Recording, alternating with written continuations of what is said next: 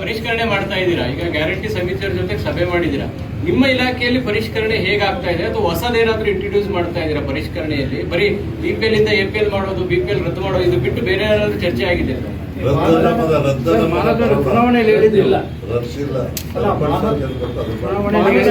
ಮಾಡಿ ರದ್ದು ಮಾಡೋ ಪ್ರಶ್ನೆನೇ ಇಲ್ಲ. ಯಾವ ಕಾರ್ಡು APL BPL ಅಲ್ಲಿ ಇದ್ರೆ ಅವ್ರು APL ಕಳಿಸ್ಕೊಡ್ತೀವಿ, ಅವ್ರು ಅಲ್ಲೇ ಇರ್ತಾರೆ, ಅವರು ಅನರ್ಹರಿರ್ತಾರೆ. ಅವ್ರಿಗೆ 7 ಎಕರೆ ಜಮೀನು ಇದ್ರೆ, ವೆಹಿಕಲ್ಸ್ ಇದ್ರೆ, ಇನ್ಕಮ್ ಟ್ಯಾಕ್ಸ್, ಅದಕ್ಕೊಂದು 7 ಗೈಡ್ಲೈನ್ಸ್ ಇದೆ.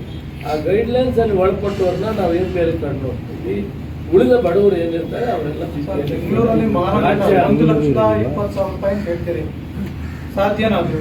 ದೇಶಪಾಂಡೆ ಅವರು ಒಂದು ಆಡಳಿತ ಅಡ್ಮಿನಿಸ್ಟ್ರೇಟಿವ್ ರಿಫಾರ್ಮ್ ಇದರಲ್ಲಿ ಕೊಟ್ಟಿದ್ದಾರೆ.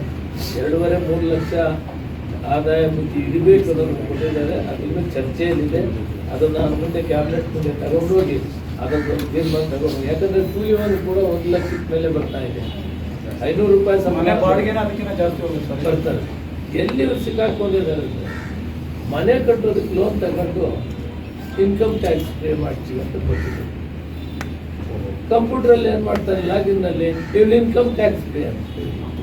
ಮನೆ ಕಟ್ಟಕ್ಕೆ ಸಾಲ ತಗೊಂಡವನು ಟ್ಯಾಕ್ಸ್ ಪೇ ಅಂತ ಹೇಳ್ಕೊಟ್ರೆ, ವೆಹಿಕಲ್ ತಗೊಳ್ಳಕ್ಕೆ ಟ್ಯಾಕ್ಸ್ ಪೇ ಅಂತ ಕೊಟ್ಟರೆ they are comes under the tax pay.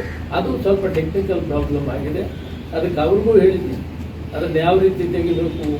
ಯಾರು ಸಾಮಾನ್ಯ ಬಿಲೋ ಪಾವರ್ಟಿ ಲೈನಿನವರು ಮನೆ ಕಟ್ಟೋದಕ್ಕೆ ಸಾಲ ತಗೊಂಡಿದ್ದಾರೆ ಅದನ್ನು ಯಾವ ರೀತಿ ಎಕ್ಸೆಂಪ್ಷನ್ ಮಾಡಬೇಕು ಅನ್ನೋ ವಿಷಯ ಕೂಡ ಚರ್ಚೆ ಆಗಿದೆ.